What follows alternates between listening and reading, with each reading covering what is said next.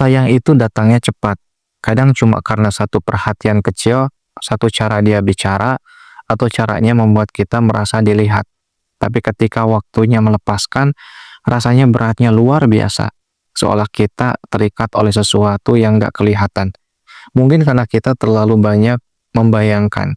Kita membayangkan masa depan, membayangkan hari tua bersama, membayangkan dia sebagai satu-satunya tempat pulang. Dan semua bayangan itu akhirnya jadi harapan yang sulit dilepas. Kita gampang sayang karena hati kita lembut, karena kita tulus, tapi kita susah melepaskan karena kita terlalu mengikatkan harapan kita pada seseorang yang belum tentu bisa dijadikan sandaran. Dan seringkali kita menunda melepaskan karena masih ada bagian dari hati yang percaya dia bisa berubah, walau sudah berkali-kali disakiti, walau sudah tahu pola yang sama akan terulang. Kita tetap memeluk rasa berharap itu erat-erat. Padahal semakin kita bertahan, hanya karena kenangan, semakin kita menyiksa diri. Kenangan itu memang manis, tapi kita nggak bisa hidup hanya demi manisnya masa lalu. Kita juga butuh kenyataan yang sehat untuk hari ini. Banyak orang sulit melepaskan karena mengira nggak akan ada yang bisa sayang aku seperti dia.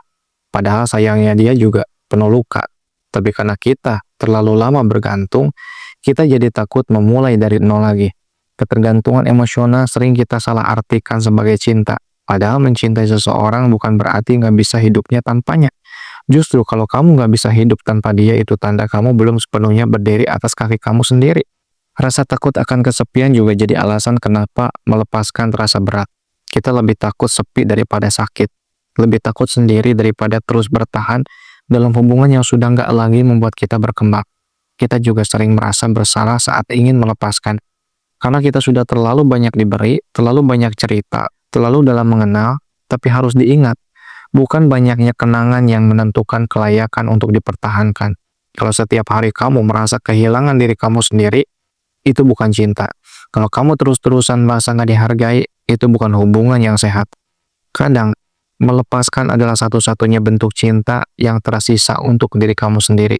Rasa sayang yang benar harusnya membuat kita jadi pribadi yang lebih kuat, lebih utuh.